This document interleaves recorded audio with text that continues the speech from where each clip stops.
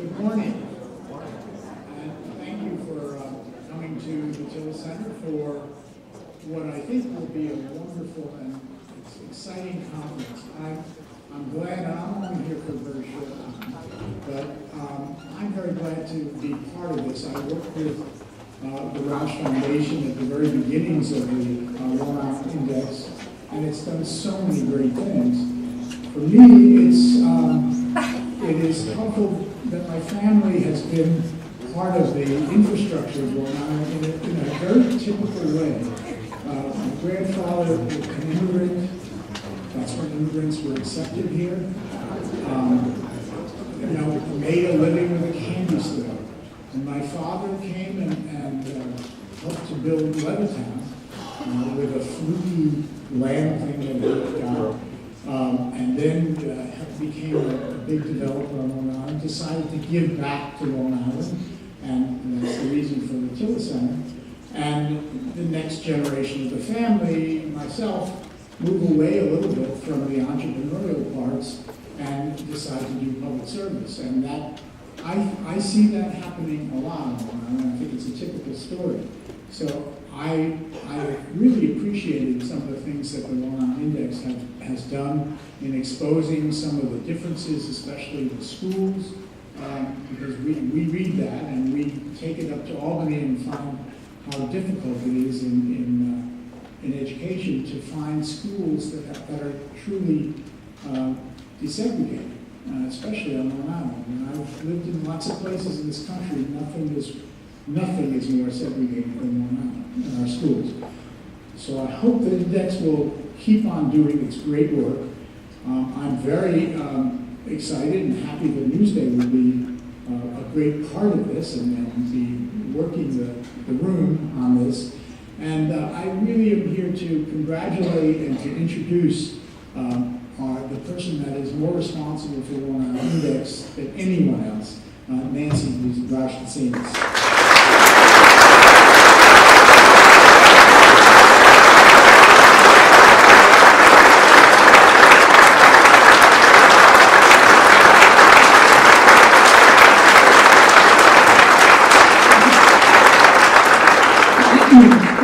Thank you. It's great to see so many people here this morning, and thank you, Roger, for your kind introduction, and for all that he's been doing for Long Island as well. Today is the final release of the Long Island Index, published by the Rauch Foundation after 15 years, and it's also the official handoff to Newsday to continue the work of a regional index. I'm struck already about how many leaders are here in the room with us today, and how many have really been friends of the Index for many years. And I'd like to take a moment now just to introduce a few people. First, we have with us from both counties, the county executives. So I'd like Laura Corum, the Nassau County executive, to stand, and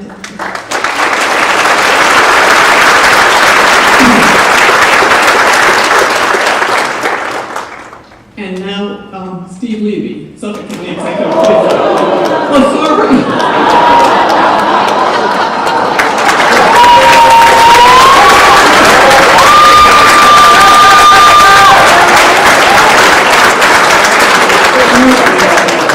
I don't know whether that was nerves or just not looking at my notes. Okay.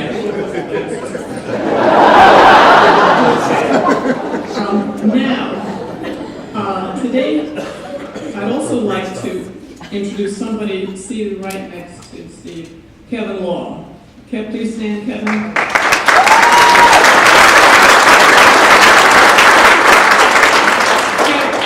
Kevin has been our best partner, and he and Dave Capel really made the third track happen, and it's unusual for foundations to have best partners in business, but we had one, and we're very fortunate.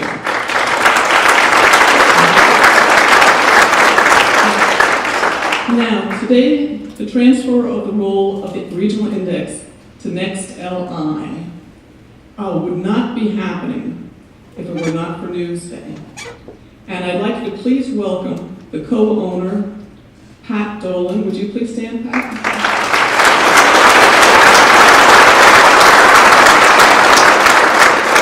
And the publisher, Debbie Krennick.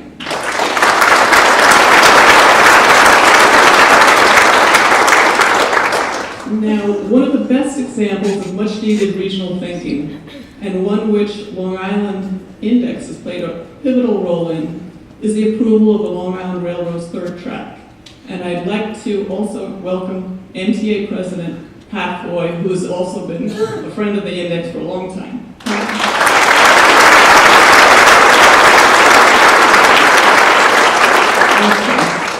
I'm nearing the end of my list here. I also want to recognize a former member of Congress who served on Capitol Hill for 16 years and now continues his commitment to Long Island right here at CW Post. Steve Israel, would you please stand? Okay,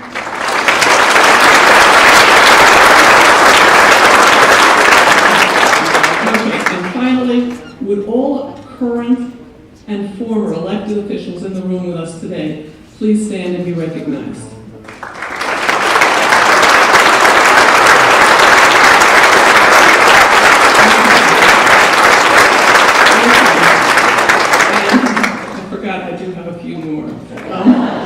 I want to recognize two other groups.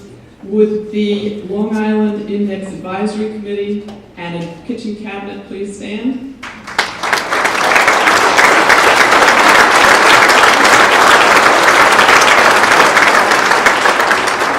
have to say, without those people, this never would have happened. They've been very important to the process. And finally, the people who underwrote all of this, with the board of the Rauch Foundation, please stand.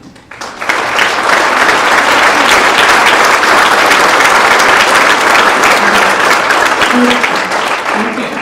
Finally, I want to thank all of you for coming today and for your commitment to Long Island and to an exciting future. Now I'd like to introduce the long-standing and outstanding director of the Long Island Index, Ann Golob.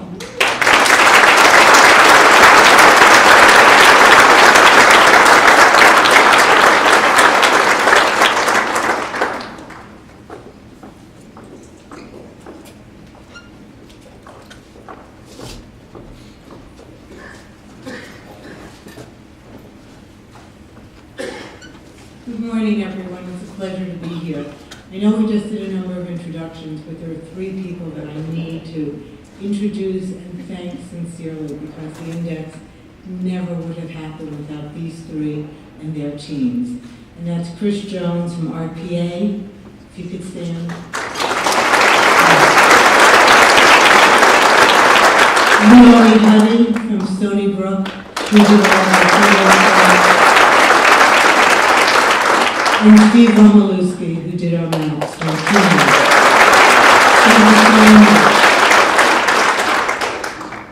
I'd like to take you through today what we found in this year's index. At the end of the meeting, we have copies of the new report, which look beautiful, which we'll be giving out to everybody.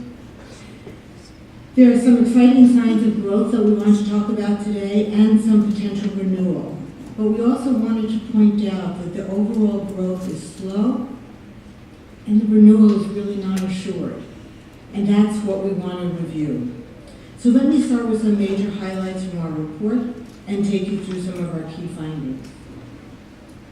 Economically, the report found that the economy of Nassau and Suffolk counties continues to expand.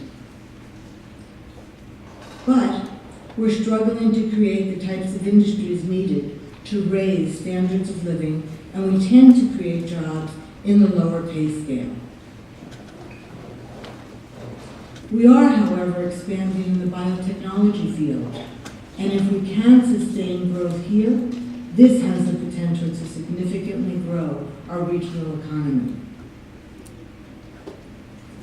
Demographically, our population is growing slowly, but it's changing rapidly. We are older than our neighboring suburbs, which impacts our ability to grow economically. We are also more diverse than ever before. But segregation in many of our communities and school districts prevents many from realizing their full potential.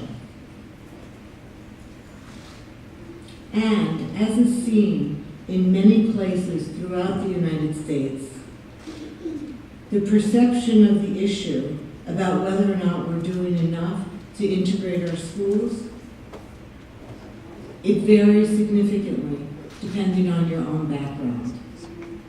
I have to say I found this really upsetting and shocking, and really points to one of our most significant problems that we still need to address. In our public opinion survey of Long Islanders, we found that Long Islanders strongly identify with their region compared to our suburban neighbors. And we rate it as an excellent place to live. But we're also really worried about being able to afford to stay here. So this is the situation we find ourselves in.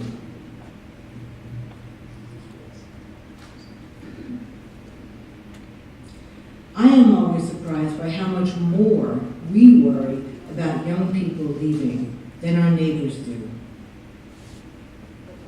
The same is true for affordable housing.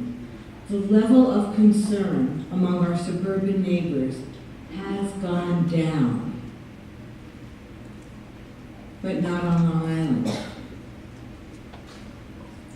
So what are we doing differently from our neighbors? While a growing number of Long Island communities are starting to provide more diverse housing options, we are doing it at a far slower rate. In 2015, the Long Island Index conducted a detailed survey of housing permits on Long Island. We found that while 21,500 units of multifamily housing had been proposed, 78% were still in the proposal stage, which raises the question, how long until they are built? And Long Islanders are looking for housing options. Today, 18% of residents live in a multifamily home. But in just 5 years, 26% want to live in a condo, townhouse, or apartment. And that raises the question, will they be able to find it here on Long Island? And lest we forget, 2 years ago, 35% of young people aged 18 to 34 were living at home with their parents. Just 2 years later, that has increased to 41%. When it comes to transportation, Long Islanders are increasingly relying on the Long Island Railroad and have had major successes with new rail development projects. But with a rail system built on east-west access to New York City and declining regional bus service, it isn't easy to get to places that are distant from train stations. No wonder the number of car registrations continues to grow. And our 665 units of local government put us at a competitive disadvantage. While we extol the virtue of local government as being more responsive to residents, surprisingly, few Long Islanders have confidence that local public officials will address their concerns if they try to bring it to their attention. There is no one silver bullet to address the underlying problems being experienced on Long Island, but there is a common thread. In preparing the Indicators report this year, we asked members of the Index's Advisory Committee to weigh in, to write about lessons learned from our research and about Long Island's continuing challenges. And I was struck by how much unison there was, how much agreement existed on the underlying challenges to be faced. Our advisory committee reflects different aspects of life on Long Island. so I assumed that a wide range of issues would come up in these articles. Instead, a recurring theme emerged across the range of topics. If we asked the committee member to write about education, it arose. If we asked about the economy, it arose. If we asked about the environment or housing or other topics, it kept coming up. That challenge is Long Island's multiple layers of government, Long Island's long list of special districts, Long Island's inability to act as a region, to advocate as a single voice, to articulate a set of needs and work as one to achieve them. Yes, we have a strong Long Island Regional Economic Development Council, and thank you to all the members here today who have been instrumental in bringing home the funding from Albany to support our economic goals. But they can't make up a fragmented governmental structure. Bob Keeler writes in his essay, "The instinct of separateness and parochial thinking continues, untamed." Bruce Stillman states, "This raises an essential question if Long Island is to effectively pursue an innovative economy. Who is leading it?" But in their writings, the members of the advisory committee also propose solutions. Bruce Stillman urges that a leadership council be established so that our public, academic, and business leaders can meet to discuss and formulate ideas that may facilitate the new innovative economy. John Durso states, "What we need is to hold a summit of all cities, towns, and villages on Long Island to develop a set of principles for affordable housing." Elaine Gross writes, "Regional cohesion and empathy across racial groups is far less likely because people from different racial groups do not know each other, do not live together, or go to school together, and as a result, inhabit very different realities." Jeff Kraut adds, "With 665 government entities, we need not fear losing local control. Instead, we should recognize the shared interest of many of these entities and the rampant opportunity for increased efficiency and improved services." I urge all of you to read the essays in the 2018 report. Each one lays out a compelling idea for how we can begin to address these divisions. They suggest ways to act as a region, advocating for our interests and needs in Albany, in Washington, but even more so on Long Island. Solving this problem is not the one silver bullet that Long Island needs for its future growth.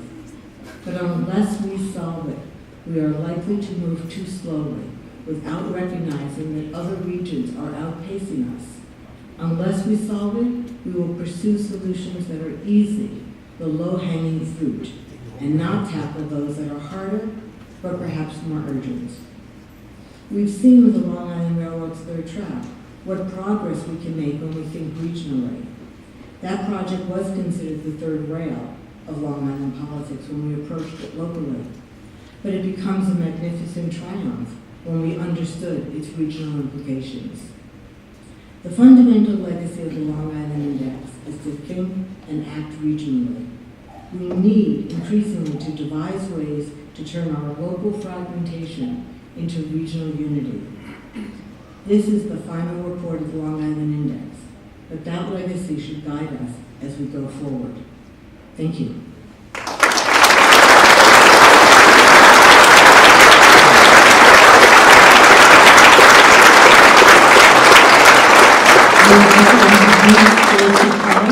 Who is a consultant to the Rauch Foundation and the executive director of the Right Track, the Long Island Coalition. Please.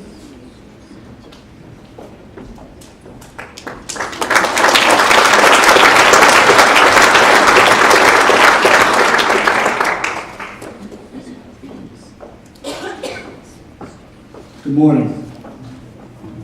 I'd like to talk to you about the challenge of creating regional change on Long Island. The potential for Long Island to think and act regionally is not a dream. A good idea can be advanced through informal collaboration and consensus building. but this is no small task, given Long Island's fragmented local governments. I have been fortunate to have been involved in two major initiatives that tackled an entrenched status quo by working with others in new ways to produce spectacular results. The first example involved a region-wide effort. In my capacity, initially as consultant to the Rauch Foundation, and then later as executive director of the Right Track for Long Island Coalition, I was involved in the successful campaign to build the Long Island Railroad third track. When we undertook this challenge in 2013, the project was affectionately known as the third rail of Long Island politics. Nobody would touch it. 7 years earlier, it had fallen victim to intense local opposition and failed spectacularly, notwithstanding its crucial importance to the region. The advisory committee of the Long Island Index, of which I've been a member for 10 years, was dismayed that an urgently needed piece of infrastructure was going to be lost for lack of appreciating the full range of regional implications. As a result of those discussions, the Index released a report highlighting the importance of third track to expanding service, facilitating reverse peak commuting, and realizing the full benefit of the $12 billion Long Island Railroad investment in east side access and double track. To underscore the point further, the following year, the Index issued an economic impact analysis that showed the exponential return on investment in third track. Reaction to the report was very positive, and as a next step, I was asked to co-chair a task force to further educate the general public and public officials on the enormous value of the project using the Index report as a foundation. My co-chair in this effort and partner was Kevin Law. Without Kevin, this would not have happened. We made progress gaining support from individuals, businesses, and organizations, but little from the officials who had control of the funding. In December 2015, we had the opportunity to present the project and the supporting Index studies to Governor Andrew Cuomo, who instantly grasped the importance to the region and announced support for advancing the project. To engage a broader public, we formed the Right Track for Long Island Coalition as an informal collaboration of the Long Island Association, New York Laborers Union, Rauch Foundation, and the Association for a Better Long Island. The coalition has grown to over 5,000 members who support the project and speak for an estimated 2 million Long Islanders.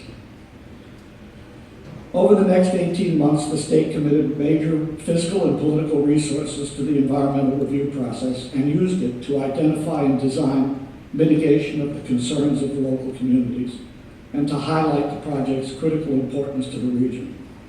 In the end, all of the communities affected by the project endorsed it, and the region became united in support of the most important public infrastructure project on Long Island in decades. It isn't often that a project is able to do a complete 180 in terms of community support for a regional project, much less to do it in so short a period of time. One cannot minimize the efforts of the governor that enabled this to happen. His ability to negotiate with the individual communities and offer incentives to them was paramount. But the primary piece of work that launched this effort was unbiased, clear, unequivocal research detailing the regional benefits. The research created the consensus for the coalition to form, and the coalition provided the support for elected officials to back the effort. Building regional support and working together in new ways takes time, while keeping an unwavering eye on the prize can be hard. Our fractured governmental structures make it particularly hard to achieve regional consensus. In writing a short essay for the Index report, I noted, we need to think of our archaic municipal boundaries as flexible lines drawn in sand, not fixed lines etched in stone.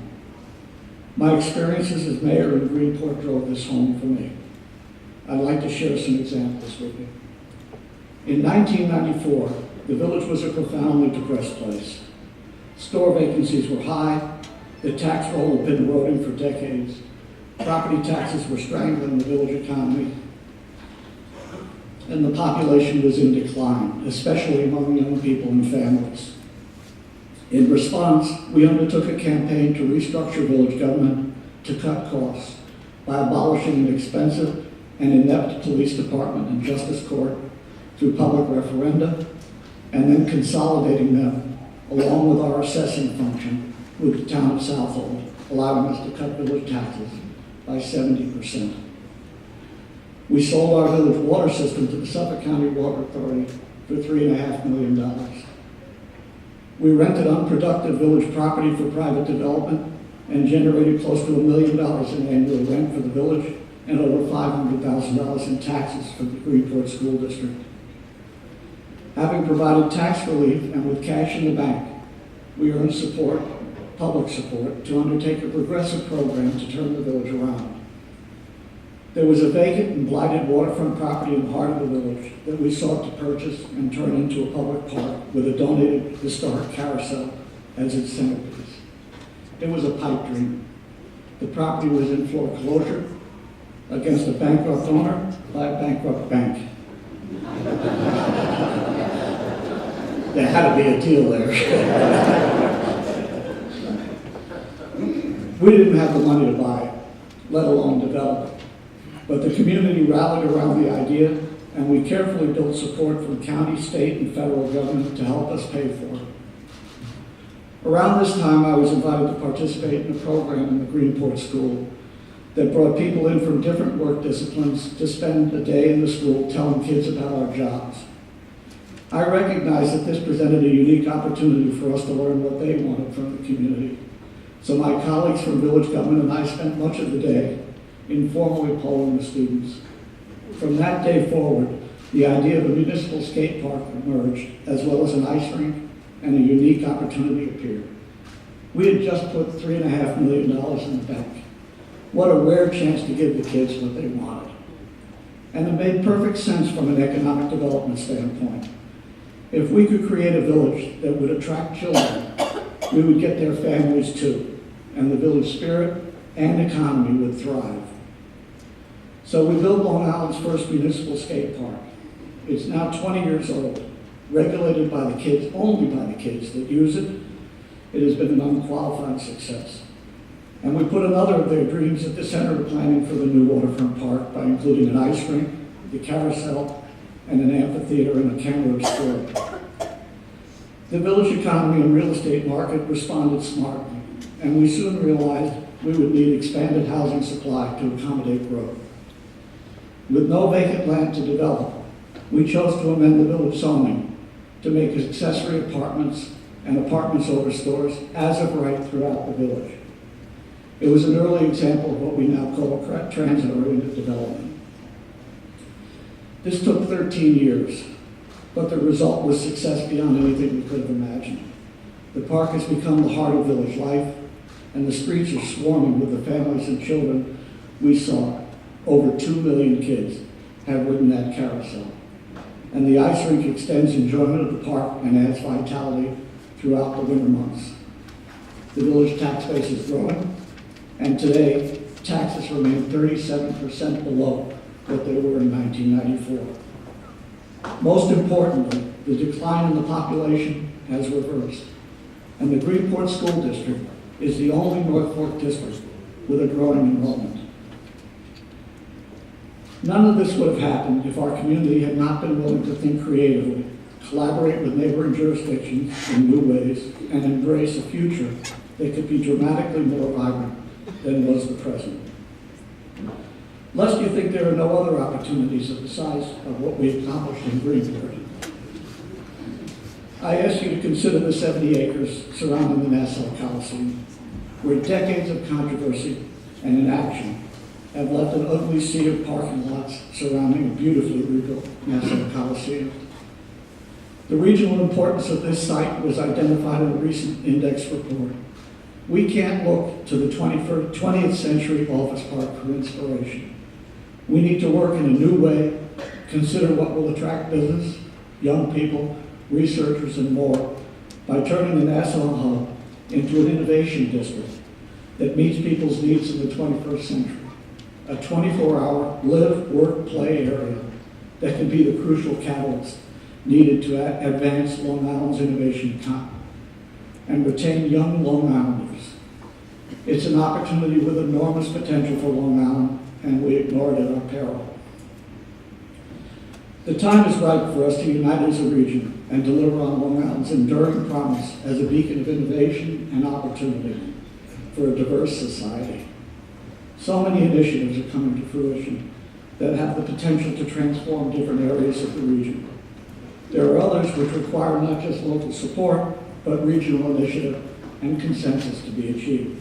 For example, in the tradition of great public architecture, and to capitalize on a major regional asset in Ronkonkoma, how about a 21st century transportation hub with a direct rail air connection? We've done it before, let's do it again. Thank you.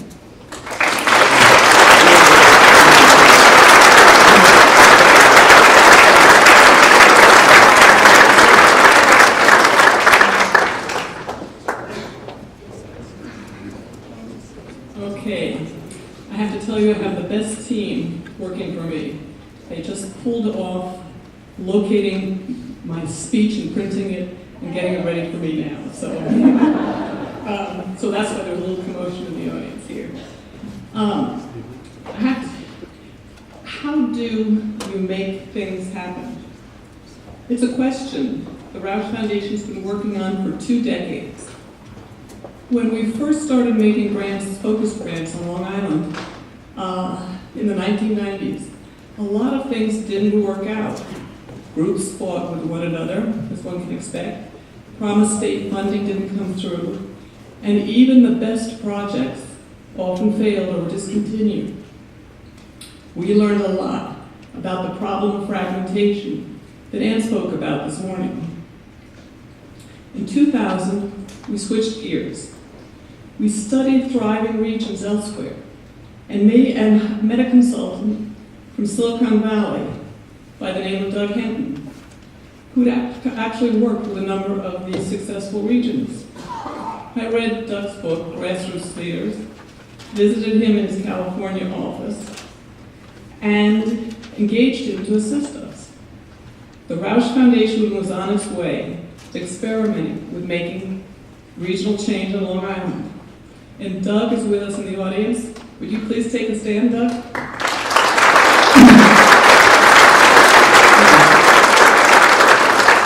Now, with Doug's assistance, we launched the Long Island Index, which amassed data about our economy, health, education, government, and so on.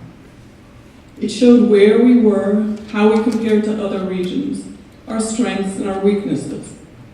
When the first index came out in 2004, among its findings was that young people were leaving our region at rates 4 to 5 times greater than other places.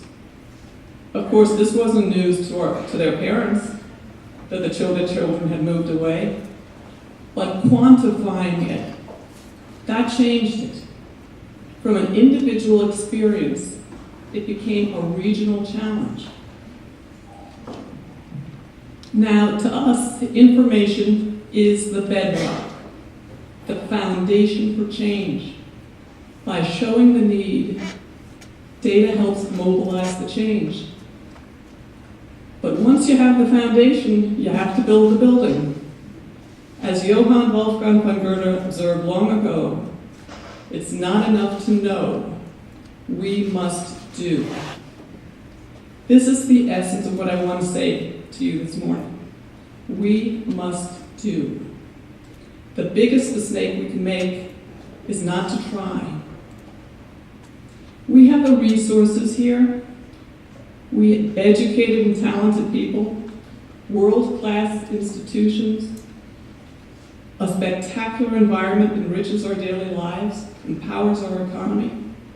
With resources like these, how can we not do? We do need to work together. And here we have made progress. When the index first started, I remember people saying, cooperation, that's not in Long Island's DNA, forget it.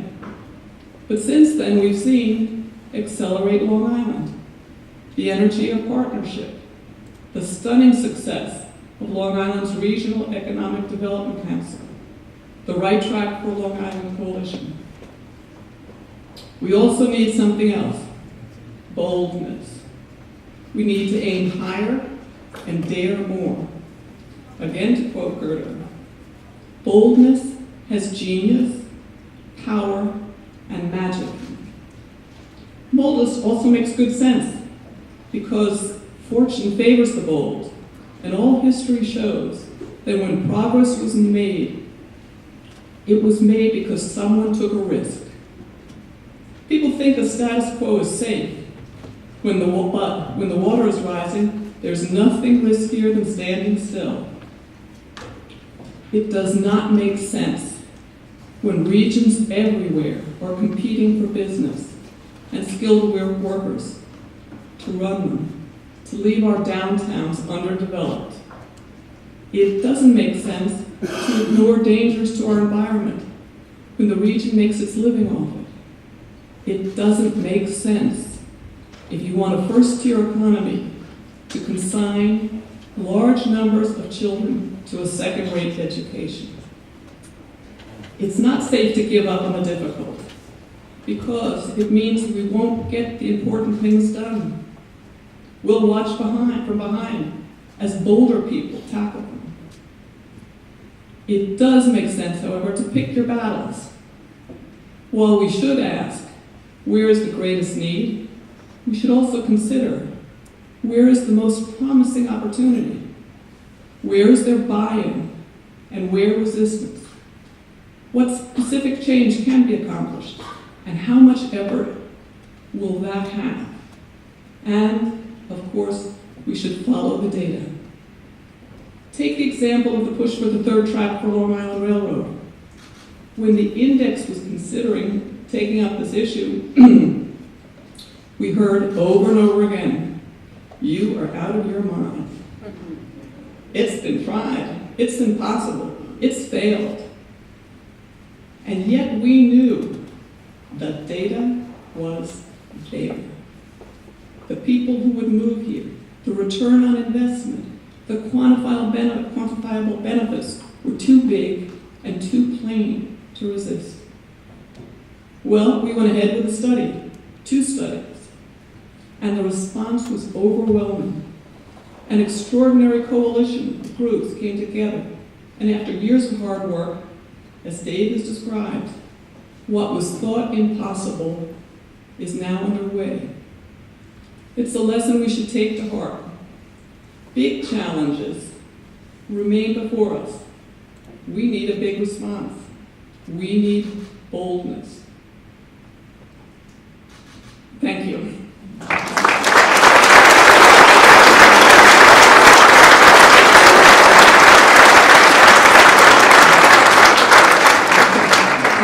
And now let me thank our terrific team. Ann Golob, our outstanding index director, who made my life as publisher easy.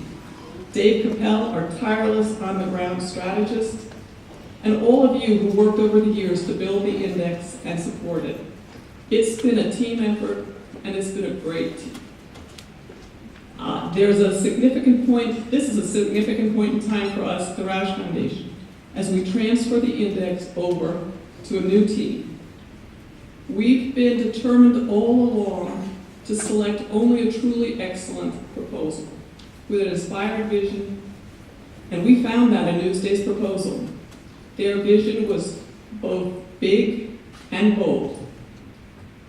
And now it is my distinct pleasure to introduce the woman and the leader of the team behind that vision, Rita Cioli, editor of the Newsday's editorial page.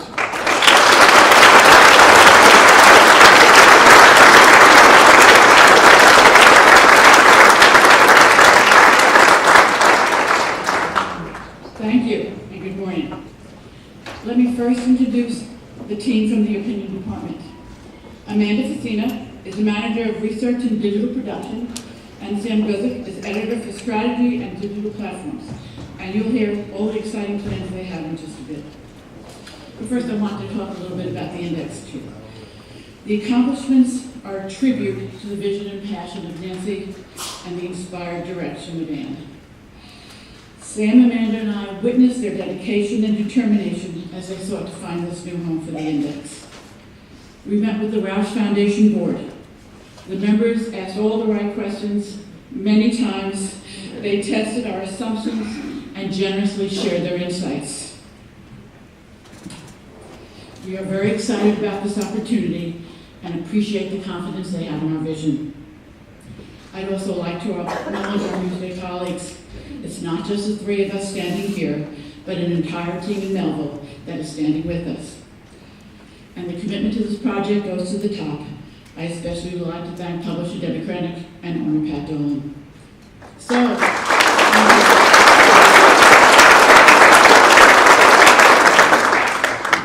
So why Newsday? Okay, I'm going to try to answer that. I'd like to think it's because the Index and Newsday have the same underlying mission, to give accurate information to Long Islanders that will enable them to make smart choices. When the Index released its first report in 2004, the editorial board wrote, "The value of the Index is that it provides regional policymakers with the same to-do list. It will be up to them to turn that list into workable regional policy."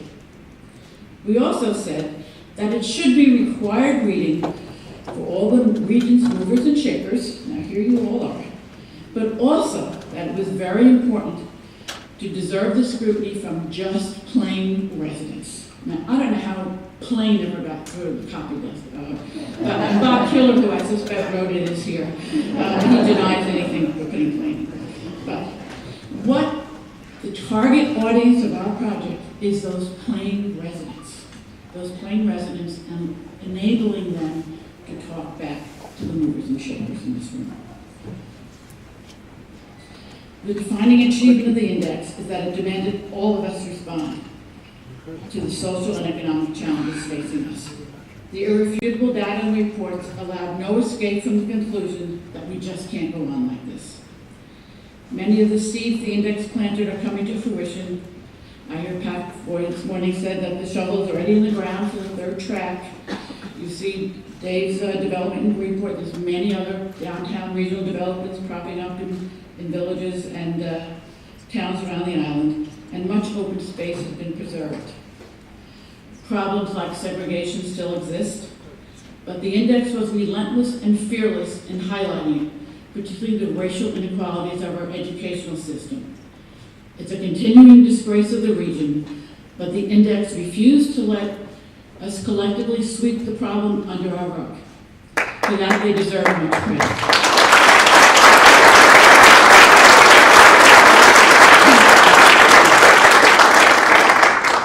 Of all the numbers and comparisons the index has given us, my personal favorite, and we saw it on the screen earlier in the latest report, is that the residents of Nassau and Suffolk counties, more than any of the satellite counties around New York City, Westchester, New Jersey, Connecticut, where they are. It's Long Islanders who identify the strongest with their region. Why is that? I've always had a lot of silly theories, and I just thought maybe I'd share some of them for the first time. Is it our geography? Does the water that surrounds us make us more insular? Perhaps it's the shared misery of our transit spinal cords, the railroad, and the Long Island Expressway. Long Island and both of those, railroad and expressway. Maybe it's just easier to say a lie than tell people how to spell Spion for hot dog. Or maybe it was the insight of Newsday's founders to cover this emerging suburb as a singular place with shared interests and shared lifestyles. When I joined the editorial board 10 years ago, one of the first things I learned was that a new index report was a very big deal. The board would get an advanced copy, we'd argue about the findings, we did a lot of arguing there, and parse the data. Those numbers were the fresh details we needed to remind our readers of the challenges we were not facing again and again. So we would react. We'd react by writing editorials, writing op-eds, publishing letters to the editor. But growing from the seeds the index planted has been a slow process. So our proposal to the Rauch Foundation, quite simply, was we're going to speed that up. So I want to use two words that I would absolutely X out of copy if it came across my desk, but I really conceding that they actually will help me explain what we're doing, and that's empower and disrupt. NextLI is a digital platform that empowers those plain Long Islanders we described in that 2004 editorial. Now they will have a website, a dynamic one, to find all of this information and to customize it to their concerns. Instead of writing a letter to the editor, they will be able to post essays, first-person essays, talking about why they can't find a home, why they're in their parents' attic, why their education is not good. There'll be a place to have these conversations with each other, maybe to argue, but at least listen and understand the fears and concerns of people who don't want change. It'll be a place where Long Islanders can find common ground and allies. And that's where the disruption part comes in.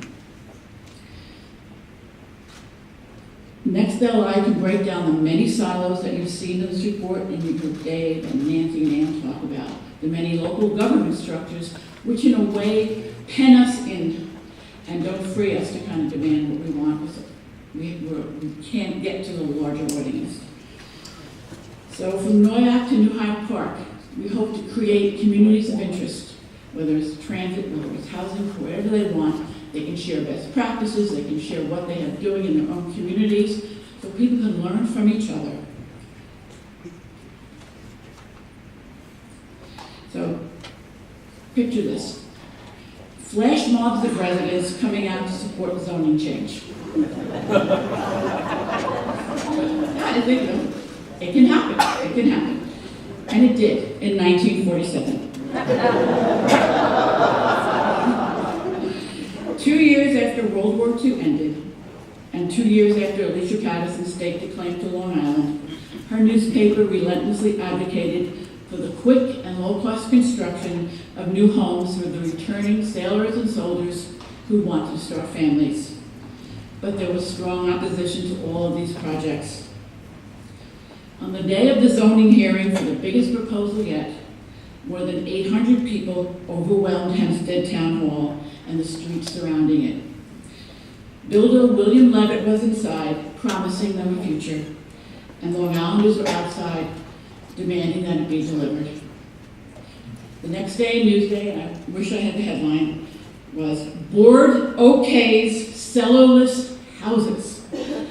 Cellarless houses is exactly a keeper of a headline, but it actually made the point very well. It was a zoning change to eliminate Hempstead Town's requirements that all homes needed a cellar, and that allowed Levitt to build them more inexpensively. So we believe, once again, that there's a new generation of Long Islanders who will demand a direct role in shaping their future. They don't want to leave, they just want to start their lives. Our digital tools will empower those who want to disrupt the stranglehold of the few over the needs of the many. So, bottom line, the wonderful research will continue. The research we need is our foundation, but we have plans to do so much more, and here are Sam and Amanda to explain them to you. Thank you.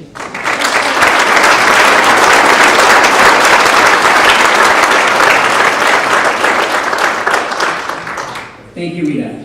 It's a pleasure to be here with all of you to explain this NextLI idea that we've been working on for almost 2 years now, and to tell you a little bit about it. At the core of the index has always been the idea that good data will drive good policy. And that's an important idea that we really think is key to continue. The surveys, the maps, the indicators that the Long Island Index was able to bring together are critical pieces to how we understand our region and how we move forward. But as we thought about NextLI, we tried to think about what else we could bring to the table, what else we could do to shape our region and bring it to expand. And the piece that we really wanted to add to that is that good data and informed discourse will drive good policy. Because for us, it's really important that the discourse and debate about about our future touches all Long Islanders, and that everyone has the opportunity to participate in this conversation about where we're going as our future. And this is very different work from the traditional work of the editorial board. This isn't advocacy. This isn't sort of the very firm bottom line that the editorial board has typically taken. This is a very different kind of community building. This is really going out to people and asking them, what is it that you need to make your life better? What is it that you need to shape the future? And we really do believe at our core that a moderated forum can be a place where that can happen. We believe in the idea that we can build a place where people can listen to one another, that they can hear each other's concerns, and that they can maybe start to understand a little bit across the different community lines and really have a truly regional space. And so to talk a little bit about the specific tools that we're going to use, Amanda's going to explain that. Thank you.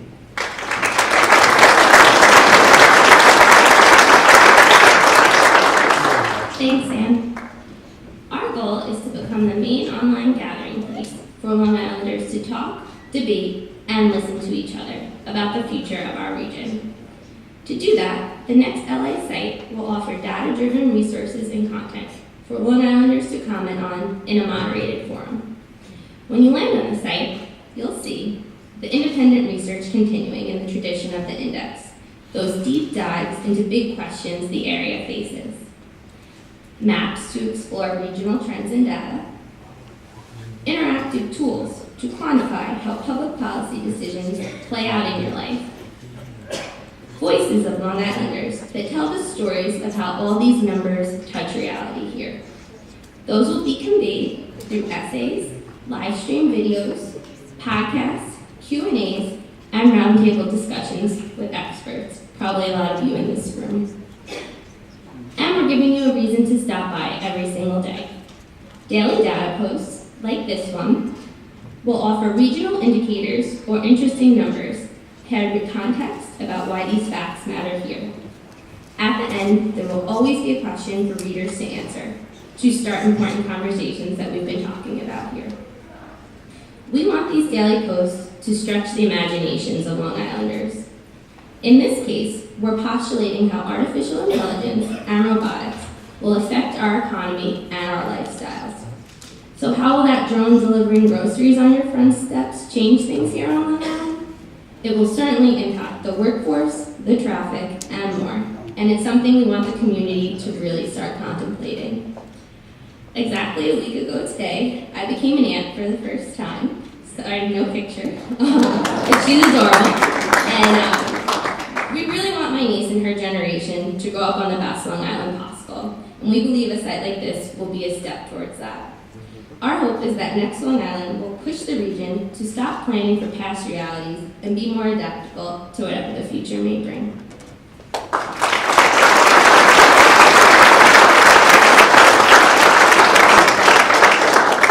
And part of the idea of this site is this is really a site that is going to depend on everyone in this room, because we really mean it when we say this is a site that will depend on our community. And so we really are going to depend on all of you to go back to your organizations, your groups, your communities, to share the word about this. And we're going to be over the summer, we'll be going out and telling people more, but that work starts now. And so as soon as the event is done, I really want all of you to take out your phones and go to next.newsday.com. And you'll see a page that looks just like this, where you can put in your email address and you can start to learn about the work that we're doing and follow along with us. Because again, this is work that's going to depend on everyone to come along and do that. Thank you so much.